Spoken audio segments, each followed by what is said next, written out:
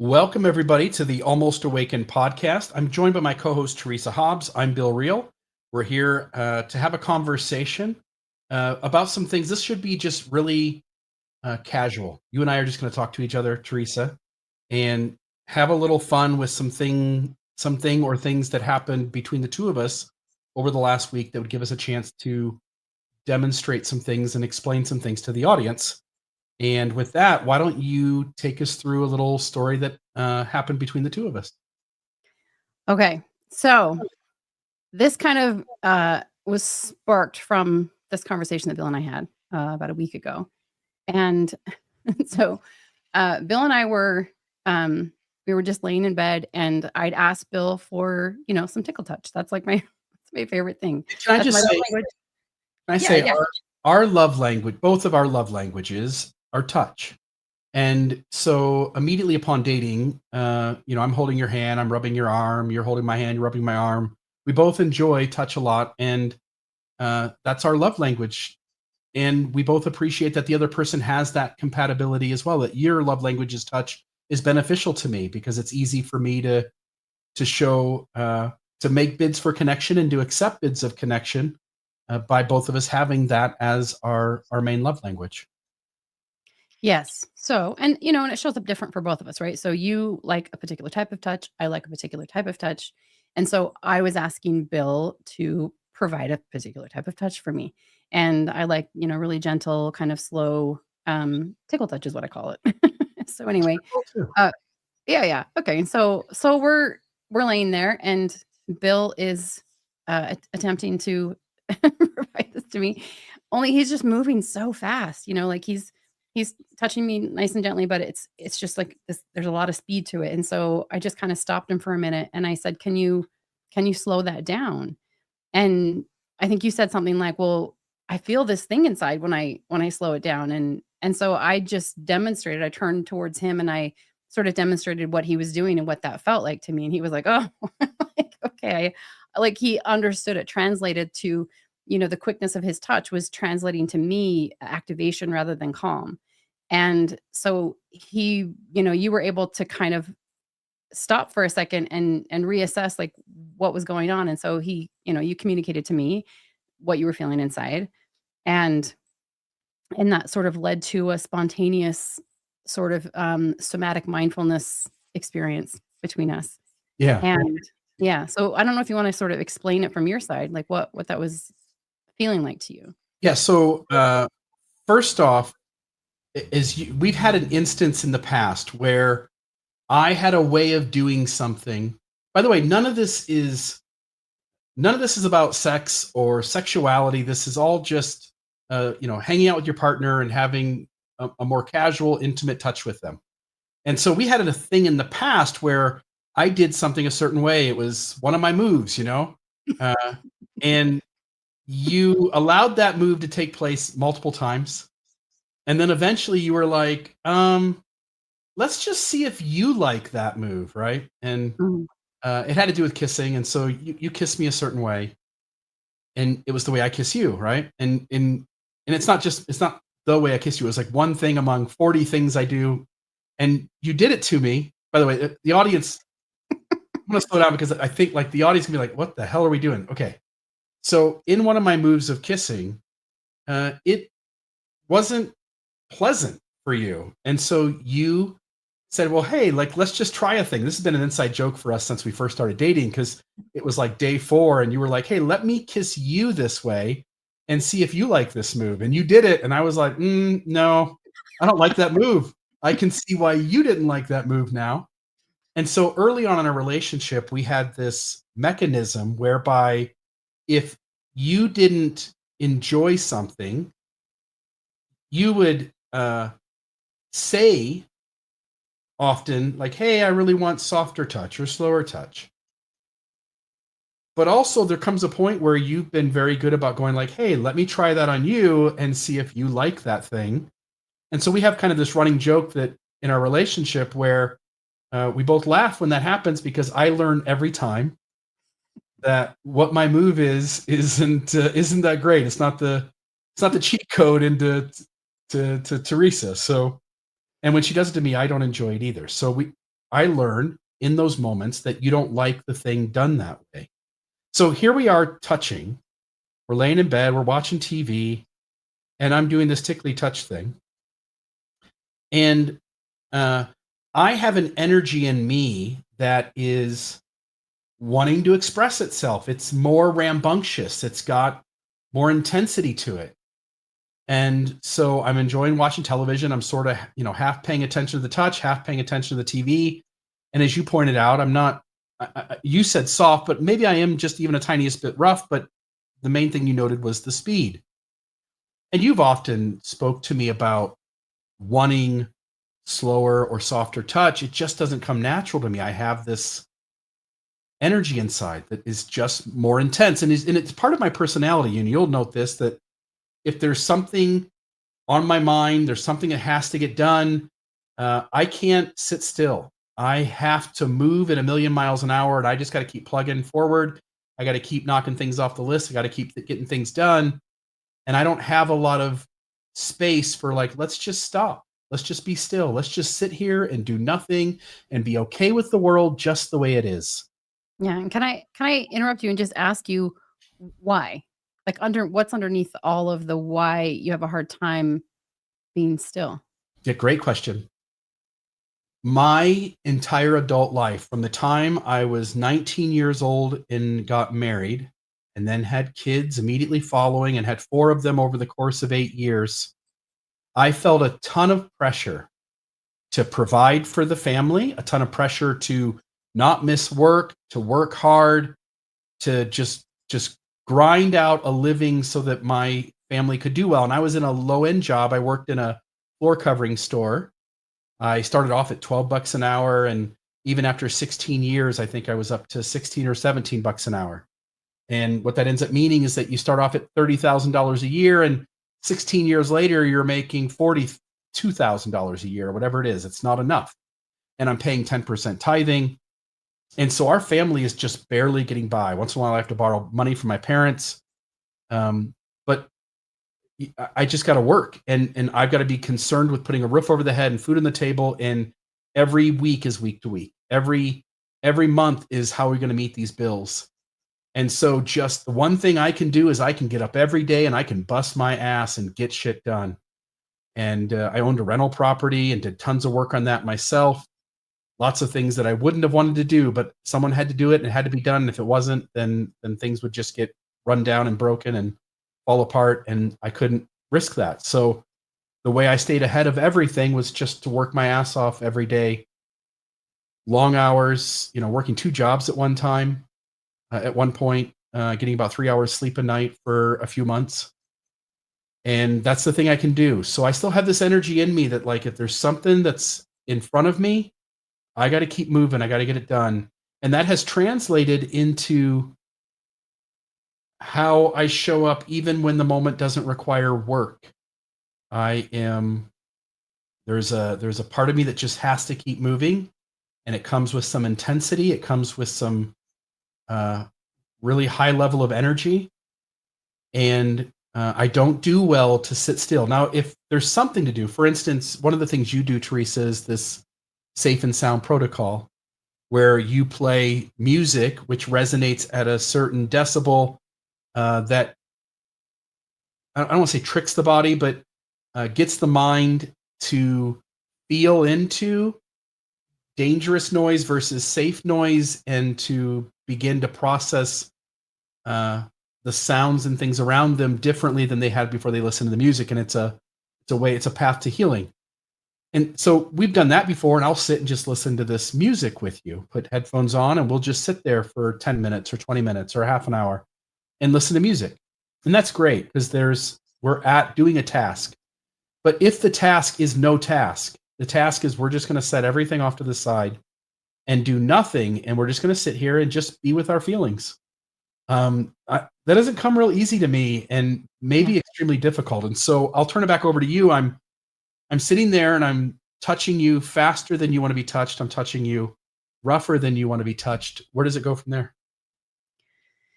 Yeah, so after after I demonstrated to you what that felt like and you got an understanding, it sort of woke you up, and then I was asking you deeper questions to kind of find out, like, what is that inside of you? Because you said, you said it felt really, I can't remember how you described it, but there was like an icky feeling. It didn't feel good inside. And, and that's very common again when you're explaining your pattern of life and how you had to sort of go, go, go, go, go, and you didn't really have the luxury of stopping. And even though there are more moments that you really can slow down and rest, there are many moments that really call for your system to turn off and re-engage in safety and down regulation and repair, because our bodies need rest and repair. It has a hard time doing that.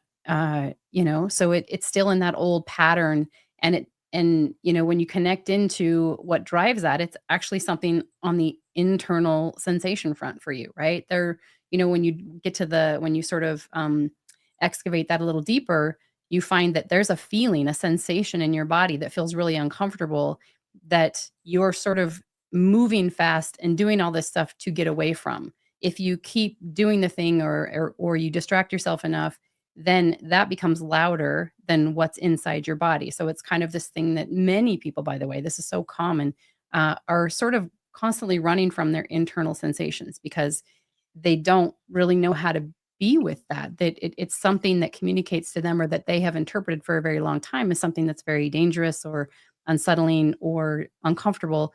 And we don't even know how really to describe it. So we just do what we do. We find these adaptive patterns. And so you were explaining to me how this was happening to you, and that's what you were feeling inside. And so I took the opportunity to sort of do a little somatic mindfulness practice with you, which basically asks the other person to take a minute. And you always start out with a mindfulness practice of demonstrating that it really is safe. Like, what if it really is safe to just tune into that sensation, the pure sensation of it, right? There's two things that happens when when we notice sensation, or when we sort of tune into our body. We will have the pure sensation of it, and then overlaid on top of that, we will have our mind will try to make meaning of it. So we try to make meaning of the sensation, and we create sometimes a catastrophic interpretation of it. And that reinforces to the brain that the sensation we're feeling is really dangerous. And so then we try to run from it, or there's this whole like cycle that happens.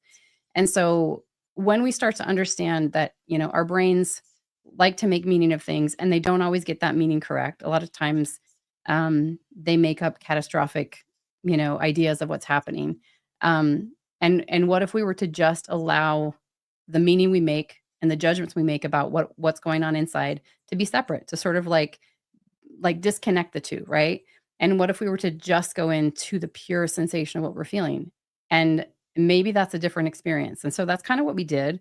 And as I was asking you to sort of tune into it without, and to sort of separate the thoughts you had about it, to just allow the thoughts to be. Again, we don't have to control the thoughts. We don't have to make them wrong. What if the thoughts were okay and they were separate and they just kind of floated on by like clouds? What if the sensations, you were to just describe them in their purest form, like, oh, it's tight, or wow, there's kind of like an ache there, or there's a fluttery feeling, or, sensations can be all over the map. They can have so many fascinating ways of showing up in the body. And so when you kind of got into just the pure sensation of it, and I invited you to just maybe be with it for 10 seconds, what if all you have to do is just notice this thing? You don't have to fix it. You don't have to change it. You don't have to judge it, right? There's nothing wrong with it. What if it was just a sensation, and you were able to kind of just be with it? And what was interesting is it becomes bearable. Like, this sensation that we've been running from, that we feel like we have to kind of keep going and going and going to avoid, becomes actually bearable, and we understand it at a different level.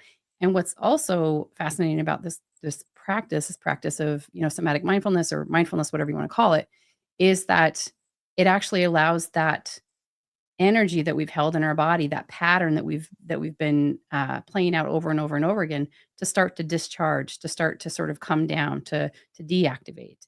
And then, when we do this enough, when we start to practice this kind of stuff enough, it's not driving us the same way. We actually are able to come into stillness more often, and to allow our bodies to come into rest and repair.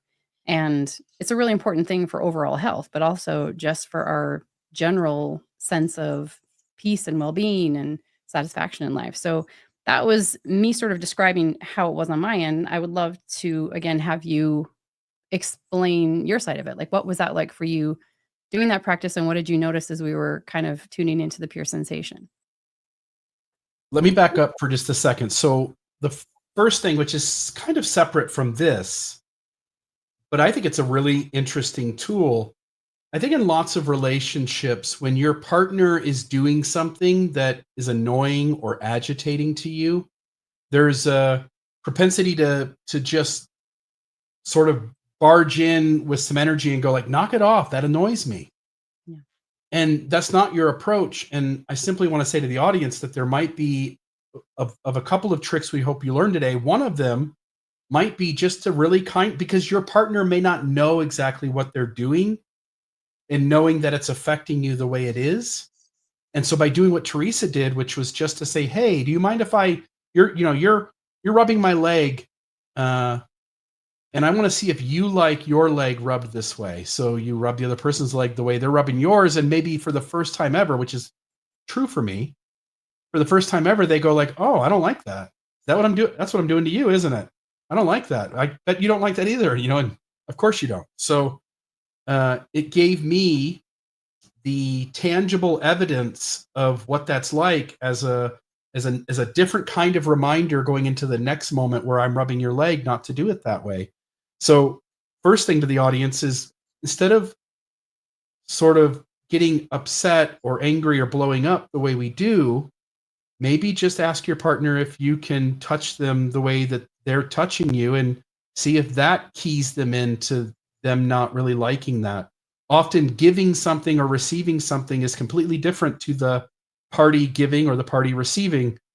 And so I'll note that. So now back to what we're talking about here. You asked me like what it felt like, and it felt like yuck. The feeling of having to touch really slowly, to again, grazing on your shoulder, and just to be really slow. Everything inside of me is telling me, no, no, no, you gotta move fast. You gotta move forward. You gotta get going. You gotta get, whatever it is, the stories that are in there that are connected to it. And they aren't necessarily logical. It's not like touching your shoulder is a job, and uh, I have to get to an end place. That's not what's happening. But because so many other parts of my life go that way, the way I was expressing my touch has some of that same narrative with it. And so I said it, you did it to me, and I said, that feels like yuck. And you asked me to sit still with the feeling, and to separate the story from it, and to be present with it. And the thing you said, which you already said already, but the thing you said over and over again is, let's just make it so it's not wrong. That feeling isn't bad. The story attached to it isn't bad. You can come back to that story later if it's useful to you. But for right now, let's just sit with the feeling and make it completely safe to feel that. And when I was able to, and I've done this in other places, you and I are talking today about mindfulness. I've used this tool in other ways. Uh, if somebody says something in a conversation where in the past I would have taken offense, I have the ability to sit still, and to, rather than let my lizard brain get angry, I have the ability to um, think about the other person, think about why they might have said that, think about uh, giving them grace or cutting them slack for what's ever going on their side, that maybe I misunderstood them. And so I have the ability to sit in a face-to-face conversation with somebody who in the past would have sort of upset me, and I would have put walls up and would have been very defensive. I can remain open. Mm. But there are certain places I don't do it. And when it comes to, like, I've got a day worth of work and I need to get these things done, or trying to get me to utilize downtime just to sit still, and to sort of what Glenn Oslin taught me from Infants on Thrones, is to relax and release, and just to sit still, let the little thing that bumped into you, let it go, and just move on with your day. Because another thing that happens, again, aside from this, is that when you're in disagreement with somebody, or I had an issue over the weekend where I tripped up again in a way that I've tripped up a million times in my life. And I start beating myself up.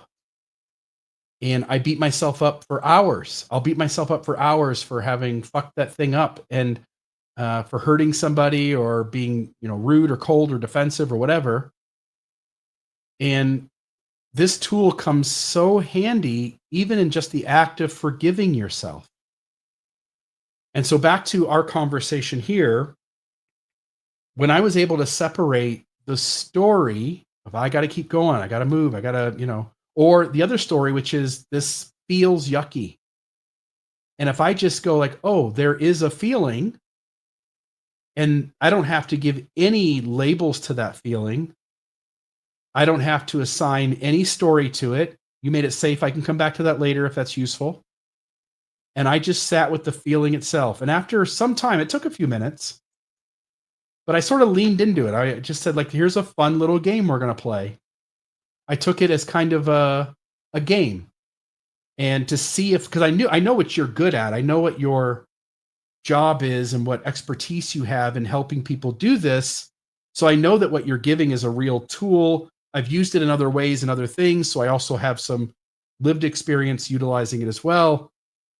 And so I just sat with touching your shoulder, touching your arm, just really slow, and just leaned into allowing myself to feel the resistance to that, and took off the label of resistance and just noted that it's a feeling. And after some time of just going like, I'm going to lean in, I am going to feel this until something new happens. And within a few minutes, as you pointed out, that feeling became more and more tolerable. It became easy to sit with that feeling being present. Yeah. And the one of the interesting things about mindfulness practice is one of the key elements is outcome independent. So, you have a feeling and sometimes oh, there's a really cool magical trick called mindfulness and it usually helps shift things when I use it. But when you do it, you have to sort of be open to allowing it to be there no matter what, that you're really not doing it to fix the thing. You're just and the thing that you sort of tell yourself over and over is, "I'm just putting my attention on this. I'm just noticing without having to fix, without judgment. Oh, wow, now I just had a thought about what I'm doing, and the thought had a judgment. Okay, cool. Now I just allow that thought to be there. I allow that layer of judgment to be there." And you make everything that you're noticing and feeling and experiencing okay, and, you don't sort of, become in conflict with it. You just sort of allow it to be there. And it just starts to repattern and shift your entire your entire relationship to that thing. And it's also a really powerful, I was writing a blog post on this today because we were on the subject of it. And one of the things that I do and help people to do in, trauma recovery coaching is to sort of reparent themselves. A lot of people grow up and they didn't get quite enough attunement from their parents to have secure attachment or secure connection to others. And because we didn't get the secure attachment and secure connection to others, we sort of learn to disconnect from ourselves as well. And so this practice of mindfulness can be used to sort of reparent yourself, to develop the self-attunement and the attunement that you missed out on in your early development that helps you build more internal safety and anchoring and support. And this is such a powerful healing element for so many people. I would say the majority we've talked about this before in other podcasts about like, how many people really do develop secure attachment. I think they've said it's like 60%, but I don't believe that. And so, but even if it is 60%, 40% of us don't develop secure attachment. And so this is one of the tools that you can utilize to start to develop, a healthier sense of attachment, self-connection, and safety inside. And I always say, like, I used to study mindfulness before I got severely ill.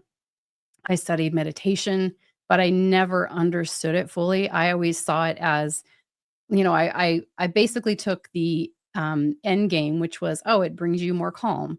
And so as I would utilize mindfulness or meditation practices, I would just try to make myself feel calm because I was like, well, that's what I'm supposed to be feeling. And so I would chase calm, or I would judge all of my thoughts, even though they would basically instruct you to be, oh, just watch your thoughts, going by like clouds.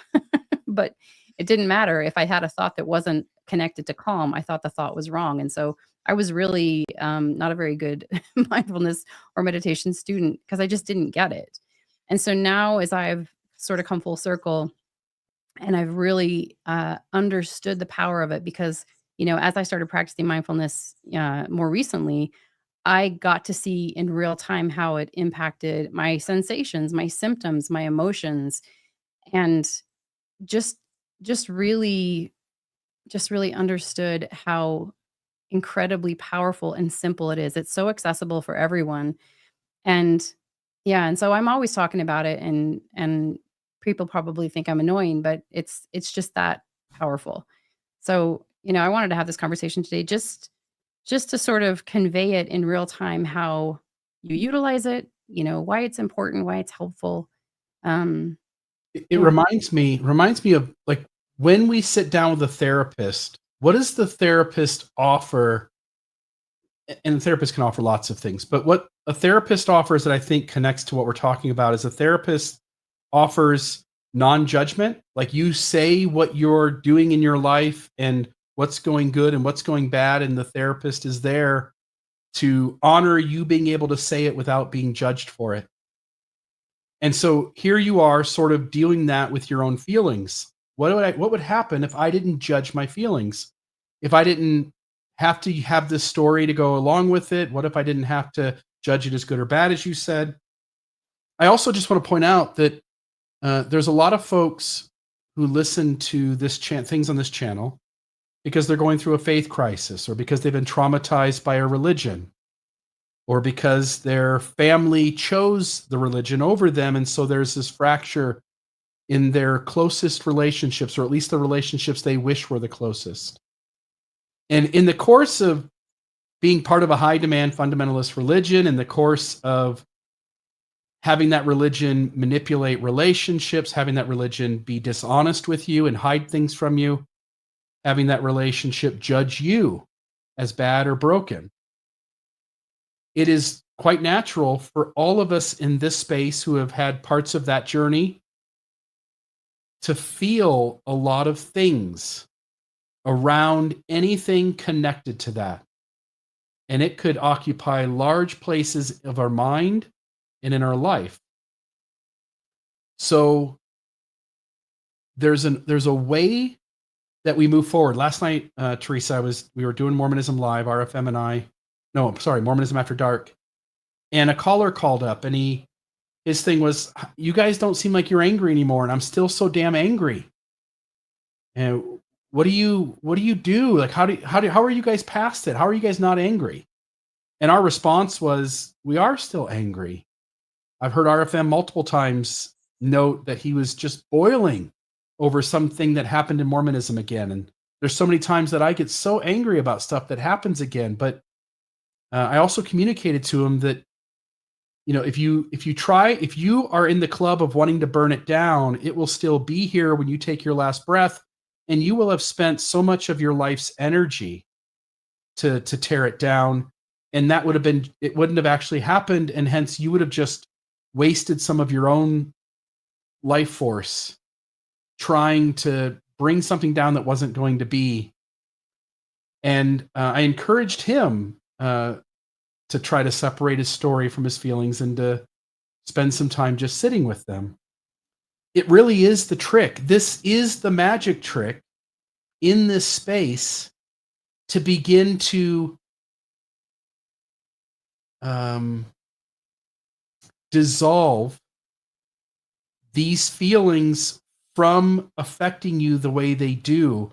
And I'll just note that when you are present, just like when I was rubbing your arm and I sat still with the feeling of that, just like anything else in your world, when you sit still with the feelings that you really don't want to be present, but now you stop saying you don't want them to be there, you just let them be there. You don't give them a story, you don't judge them as bad. What I've noticed each time that we've done that practice is that everything inside me softens up. Um, if I can do it right now, if I just sit for a moment with everything I'm feeling, all of a sudden I can just feel my muscles loosening a little bit. My mind recognizes it doesn't need to keep a story attached. The feeling is there. It's not just magically going away, but it no longer is instructing my body to tighten up around it. Mhm. And so I'm softening. And the trick into getting all of you who are dealing with shit in your lives, you're in a marriage, you're raising kids, you're going to work every day, you're dealing with a religion that's infiltrated your family relationships and has hurt you over time and space. And the goal to be your best version of human, one of the things you can do is to be present with your feelings, as Teresa's talking about, and begin to soften up around them. Yes, because so trauma is essentially when we get stuck in a defensive response to something. So something happens to us, it's something really big. We don't get the signal that the scary, dangerous, threatening thing is over with, and so we stay in this perpetual state of defensiveness. And one of the defensive postures is it's okay to yawn, by the way. Mhm. Let it out. Yeah. One of the defensive postures we have is a bracing, right? An internal bracing in our body. And that continues to signal to our nervous system that, things really just aren't safe. And it affects all of our physiological responses. It affects our ability to digest well, to detox our bodies in a normal way because we're always detoxing our bodies. But when we are in a heightened state of activation or fight or flight responses, we don't do that well. It affects our ability to have a regulated immune system. A lot of people have like autoimmune illnesses. So many different things. Our reproduction. So, when we are in a state of fight or flight, which is supposed to be a short lived experience, our, according to our evolution, it's not that important. It's more important to run from a tiger than it is to, create a baby or digest your food in that moment or, fight off a virus in that moment. The tiger is going to get you before the virus is. So basically all those other functions shut down to redirect all of your energy to escaping. And so when we live in this perpetual state of protection, which is what happens when we're in trauma, we don't get the message that it's okay to, like the trauma's over and it's okay to come back into that safety. Um, we get stuck in it. And so mindfulness is what helps to repattern that ingrained response of heightened protection, of hypervigilance, of constantly feeling like we have to be on alert and on guard. And it also allows all of that internalized stress or trauma or whatever the thing we experienced to, like you said, dissolve or disperse or discharge. And it does that by separating the pure sensation or pure energy of it from the narrative. And just one more time, I want to sort of illustrate that, like, we all have things that happen to us. We all go through difficulties and challenges. And, from this sort of analogy of the first and second arrow, the first arrow is the thing that happens to us. We cannot avoid the first arrow. That's life. Life is going to happen. We're going to get shot with arrows sometimes.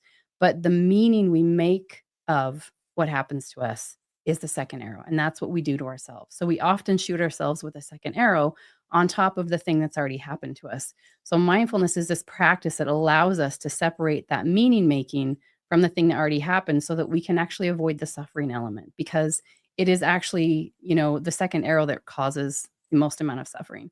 And so, it's an incredibly powerful, simple, accessible tool that can be used to heal just about anything. And again, like, it's not as simple as just jumping in there and being like, "Oh, okay, mindfulness, let me just sit with stuff." I think for a lot of people, they need, to understand the psychoeducation aspect of it, understand why it works. I can't buy into something unless I know why, so it's helpful to see, like, the scientific, literature. This is an old wisdom tradition that's been around for thousands of years, but it's also backed by studies that show why it works. I think it was John Kabat-Zinn who basically took the Eastern practice. It was originally a Buddhist practice, and he made it secular. Like, he took away all of these spiritual elements and sort of brought it to the secular world. And since then, it's been people have continued to sort of expand on it and sort of narrow it down to different uh, focuses. So one in particular is somatic experiencing, which is something utilized to support people to work through trauma, and then another one is somatic tracking, which is utilized in the concept of pain reprocessing therapy to help people repattern pain responses. And so there's so many different applications of it. There's tons of ways that you can start learning about it. I utilize it in my practice for people who are dealing with trauma and chronic illness. But again, you can utilize it for just about anything. Um, it's super cool. Yeah. You said it this way. It just strikes me. You point out that this is, if we go back 100,000 years ago, we're in our environment as a tribe, and some threat comes into the encampment, and now we have to deal with that. So all of us are heightened. And as you point out, the way our body deals with a threat is it shuts down all non-essential functions, non-essential to your survival in that moment. And so, as you point out, the digestive system changes. Um, Blood goes to certain places and pulls back from other places. But another note here is that your brain goes into that lower place of your brain, the lizard brain, which is what we would say. And you're not going to make your best decisions. Your body is more prone to getting sick or dealing with illness because it is not tending to itself in all the non-essential function areas. And so the fact that we have some trauma from Mormonism here in 2025, our body and brain is reacting the same way. If we sit with that feeling and we have a story attached, our walls are up, we feel triggered, our body and brain are going to shut off non-essential functions. We're going to be in lizard brain. We're not our healthiest self as far as our physical care. We're not our best self in decision making. And so by being present with it, the feeling may exist. It may continue on. Another thing you do, Teresa, is to help people think about their pain or their discomfort, uncomfortable feelings, and be able to, by making them okay, have them dissipate or go away. But I just want to know, maybe they don't go away. But by being present with the feeling that doesn't go away, by taking away the narrative and the labels, by not judging it, not making it good or bad, letting it just be there, your body and brain can begin to distance themselves away from the feeling. Not that you won't feel it necessarily, but what you will do is your brain will be able to go, it's still safe right now.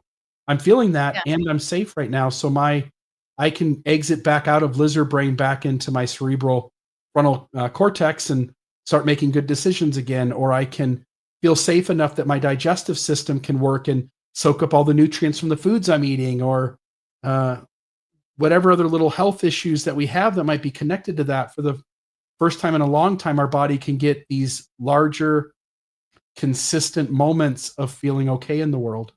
Yeah, because it essentially changes your relationship to the thing that you're sensing to the feelings. It also, I mean, there's so many other really cool, interesting things that mindfulness practices do. I mean, from a scientific perspective, like it increases the gray matter in the brain. Like what else does it do? Like it helps, for emotional regulation. I mean, there's all kinds of like studies and scans that they've done on it. But one of the things that you were saying, like it's interesting. So, when we're in fight or flight and we're trying to escape from a imminent threat or danger, we basically are in the reactive brain, right? And we need that because that reactive brain moves a lot faster and can make quicker decisions. But we get out of the prefrontal cortex, which is the brain that can do a lot more logical thinking and more complex thinking. And most of life's issues are require that prefrontal cortex to make really good level-headed decisions. And so, when we're in the lizard brain too much, yes, we might make quick reactive decisions, but they're not going to benefit us in our relationships. They're not going to benefit us in really thinking about things that are more long term. And so that's one of the reasons why we want to develop this practice and teach ourselves the ability to come back into a better state of regulation. Because again, it just offers you so much more overall peace in your life to be able to sit in stillness and quiet, is a gift. It's a pleasure actually. And I had to learn that the hard way because, I didn't come to this practice willingly. I came to it dragging my feet. So, I had no choice at one point. I was immobilized to the point that I couldn't do anything but be in stillness, and I had to figure out how to work with it. And it was one of the best things that's ever happened to me, even though it was extremely uncomfortable and painful. And when you say like sometimes the thing won't change, that's true. Sometimes it won't, but yeah, your relationship to the thing does change, and so your perception of it can be different, which makes a huge difference. Yeah, and then I think the last thing I'll say, unless something you say leads to something else, I guess, but the last thing I'll say is that w- when you sit with this feeling, all of you can try this. Sometime today, something will bump into you. You'll get annoyed, you'll get set back because you were in the middle of a task and something got became a distraction or needed your time. Um, you're going to feel something today that is discomfort, that is uncomfortable. And if you want, you can choose to practice this by just making what you feel okay to feel. That we human beings feel things, and you're feeling a normal thing that human beings feel, that you don't have to judge it as bad. You don't have to assign a story to it, and just be present with it. Now, I will speak from experience. When you go to do that for the first time, the second time, the third time, there's going to be parts of you that are just going to scream, "Get me out of here. I don't want to do this. This is more uncomfortable than what I was doing prior." It's more uncomfortable to be present with it like this. You got to push through that. You have to sit still and allow yourself to get one step beyond that feeling and then notice what happens. Yeah. And so I just encourage people to lean into it and not bail on it. Yeah, and you can start out again for people who have whose capacity is quite low to tolerate this, 10 seconds. Invite yourself to just be with it for 10 seconds and then you can go back to distracting. There's also a technique called pendulation. So let's say there's a uncomfortable sensation in your body and you're kind of just noticing it. The first thing you can ask yourself, and I love open-ended questions, you might start out with, like, what if it really is okay to just be with this for 10 seconds? And you drop in and you just feel it and you can, sort of ask yourself, okay, what does it feel like? Well, it feels kind of hard or it feels kind of warm or it feels whatever. And again, reassuring yourself, what if it's okay? What if I can just be with this and I don't have to judge it? And what if I don't have to fix this? Wow, this is really interesting. Curiosity is another huge element of mindfulness. And then after 10 seconds, you can shift your attention somewhere else. Sometimes it's helpful for people to take their attention and move it outward into the environment. So, orienting is a really helpful nervous system regulation tool. And it's basically just looking around your space. Maybe you can look around and see if you can find 5 different colors or 5 different textures, and then you would come back into your body again and do that for, another 10 seconds. And that starts to build up your tolerance. They say when you start meditating, you can meditate for a minute, and then you meditate for 2 minutes and 3 minutes, and you build up your capacity that way. And if you can trust the process that as you keep doing this a little bit at a time, it's going to start getting easier and more comfortable. So you don't overwhelm yourself. Some people will be like, oh, I'm going to start meditation. I'm going to do an hour a day or whatever it is. Like that's not the right way. You want to really work within your own capacity and don't judge what your capacity is. It's okay to be wherever you are. And yeah, sometimes you're going to have to challenge yourself but I don't want, like, when I'm talking about mindfulness, I don't ever want people to feel like it's this thing that you sort of like brace against and endure, because then it's the opposite of what you're trying to do. You're just noticing, you're bringing okayness, you are giving yourself permission to be where you are. Even if you have thoughts about it, it's okay. Oh, there's the thought about it. That's okay. It's just this constant layer of allowing okay, non-judgment, redirecting yourself to be with through this lens of safety and non-judgment and curiosity. So, um, that's what I'll leave people with at this point. If there's anything else you'd like to offer, but Just that I hope it's helpful. My hope has always been to help people who are on this journey. And part of this journey is dealing with your trauma long after the trauma happened, dealing with the things that hold you back from growth and progress, from learning. And I think I'll say this word, it's a sacred tool that mm, all of us should have in our tool bag And I want to say thank you, Teresa, for the ways that you interact with me that in a safe way call me to experiment with these tools. And I'm really grateful to have a partner uh, who helps me, holds my hand through some of those things that I'm resistant to, and makes it safe to try those things. So I hope it's useful for people, and I hope this really becomes a tool in your tool bag, folks, that you can utilize to work through and to process some of the stuff you deal with and some of the things that have happened to you. Awesome. And I want to add one more thing. It can be difficult to do this by yourself. And so, if people are interested in this process, try to find a practitioner who offers it. Somatic experiencing therapy, mindfulness practitioners, people who do pain reprocessing therapy. I'm one of those. And I'm going to link one of the blog posts that I just wrote on mindfulness practice in this podcast episode, so people can refer back to it and see if I can find some other resources that I can put in as well. So, Awesome. all Well, right. thank you, Thanks, folks. everyone. Yep. Thanks for joining the Almost Awakened podcast. We'll see you again next time we sit down to record something, and hope this was beneficial to you. Hope you have a great day. Bye bye. Thanks for tuning in to the Almost Awakened podcast. For more tools, resources, and real talk about conscious living, visit almostawakened.org. That's almostawakened.org, your resource for waking up